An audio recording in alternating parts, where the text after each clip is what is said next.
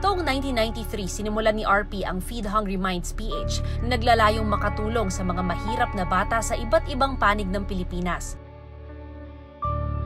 Personal nilang tinutungo ang mahihirap na komunidad sa bansa, maging ang ilang lugar na dumaan sa mga kalamidad, kagaya na lamang ng sinalanta ng Bagyong Lando ang probinsya ng Nueva Ecija noong taong 2015. Nung ako'y lumaki ako sa Bicol. Hindi naman kami mayaman na pamilya, pero dinanas namin yung hirap. Pareho kong naranasan yon. Alam ko yung pakiramdam ng batang pumapasok sa eskwelahan na walang tsinelas. Alam ko yung pakiramdam ng isang batang pumapasok na walang laman ng sikmura. Hindi mo alam kung may kakainin pa kayo the following day. Nag-motivate sa akin na ikwento ko yung kwento ko sa mga bata para lalo sila magpursige. Hindi pala kami nag-iisa. Ang mga kasama ni RP sa bandang RP and the Multivitamins, nakikijamming din sa kanyang misyon na pagtulong sa mga bata.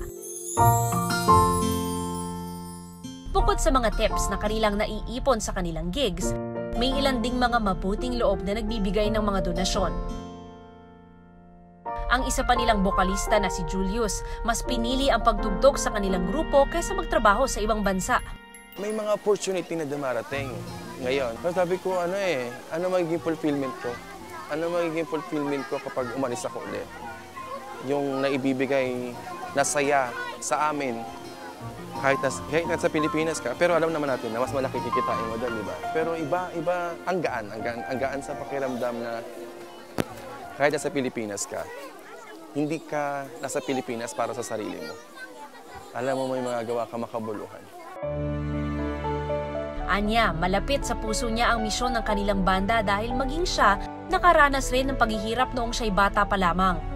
Galing din talaga ako sa walang pamilya. Tipong isipin niyo paano kayo makaka-survive sa isang araw. Kasi kami, 10 kami magkakapatid. Pag nagdadasal ako, yung talent na binigay sa akin, maging instrumento para makatulong.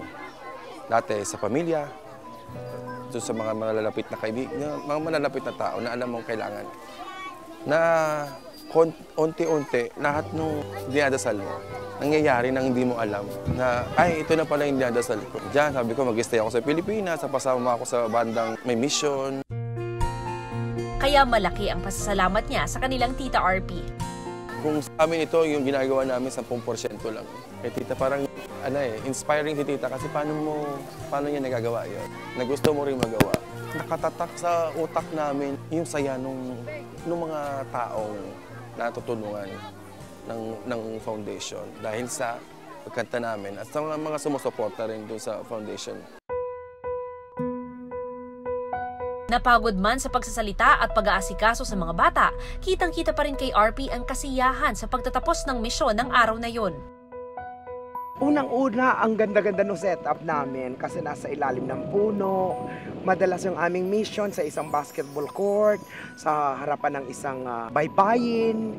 Ito yung kakaiba yung aming mission ngayong araw na ito dahil ginawa namin sa kabukiran, sa gitna ng palayan. Mismong nakita nila kung paano namin niluto ang pagkain na sinerve namin sa kanila. Sa tingin niyo po, sir, gaano katagal niyo pa po ito gagawin?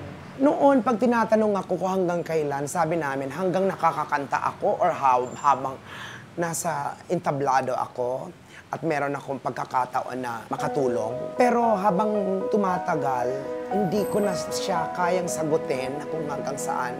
Hanggat siguro kaya ko, patuloy kaming iniikot sa buong Pilipinas para ipamahagi yung kwento at mag-bless ng maraming bata.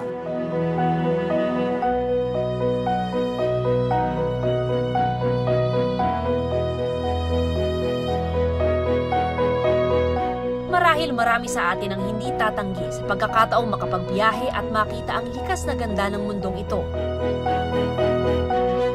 Pero ilan lang sa atin ang handang bumiyahe para ibahagi ang sarili sa pakikipagkapwa. Ang pagtulong ng walang inaasahang kapalit. Gaano man kaliit o kalaki, may mas gaganda pa ba sa tanawing ito?